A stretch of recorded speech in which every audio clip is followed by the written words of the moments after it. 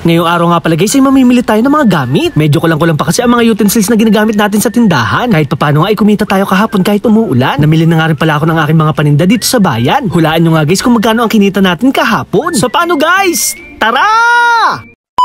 Maaga pa nga lang ay meron na tayong hawak na listahan. Maaga kasi tayo gumising para mamili ng mga paninda. Dito nga pala tayo mamimili sa bayan para makamura. Dihama kasi na mas mababa ang presyo dito kaysa dun sa aming barangay. Kagabi pa nga lang ay naglista na ako ng ating mga bibilhin. Halos maubos nga pala ang aking paninda kahapon sa ating reopening. Mag-i-stock na nga rin pala tayo ng paninda para hindi na tayo bili ng bili sa labas. May nakapagsabi nga pala sa aking followers na mas ayos daw tong gamitin. Bukod kasi sa napakamura na ay napakadami pa. Alam niyo ba guys na kumita tayo kahapon ng 1,500 pesos? Kaya naman papaikutin lang natin to ng papaikutin para makita natin ang kita hanggang sa dumami at lumago pa ang ating paninda. Kahit masama nga pala ang panahon at merong bagyo ay tuloy pa rin tayo sa pagkayod. Malay nyo nga guys, balang araw ay makabili rin tayo ng e-bike.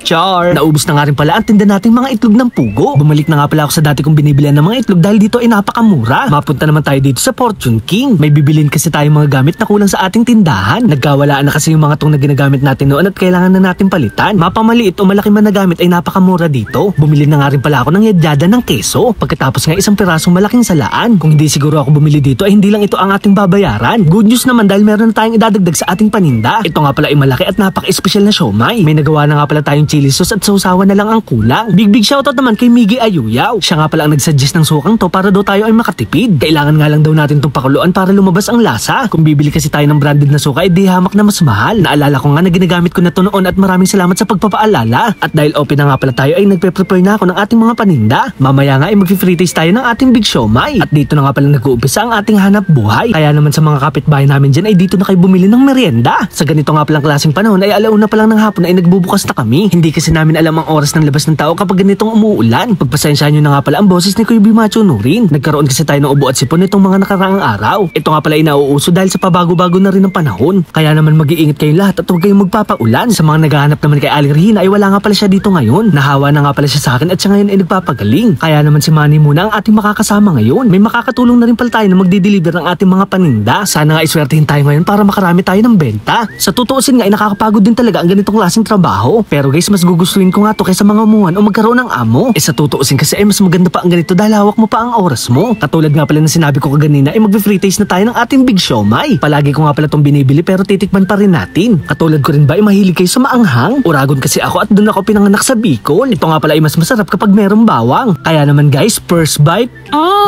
napakasarap! Bigla ko tuloy nakalimutan ang pangalan ko dahil sa lasa nito. Char! Medyo matubal nga pala ang customer namin ngayon. Pangilan-ngilan nga lang din ang bumibili dahil talaga sa panahon. Mabuti na nga lang talaga ay high-tech na ang panahon para makapagpa-deliver. Syempre guys, at your service, Kuya Bimacho Nurin. Nagpapasalamat naman ako sa aming mga ka-village dahil sa pagtangkilig sa aming mga produkto. Available na nga rin pala ang ating cheesy nachos. Ako nga pala ang mismong gumawa nito para lamang sa inyo. Ito nga pala ay free delivery para sa aking mga kapitbahay. Kapag umorder naman sa atin ng mga taga-malalayo, eh syempre merong shipping fee. Sobrang mahal na kasi ng gasolina ngayon at wala nang libre. So paano guys, hanggang dito na lang. Maraming salamat sa panonood. Paalam! Yeah!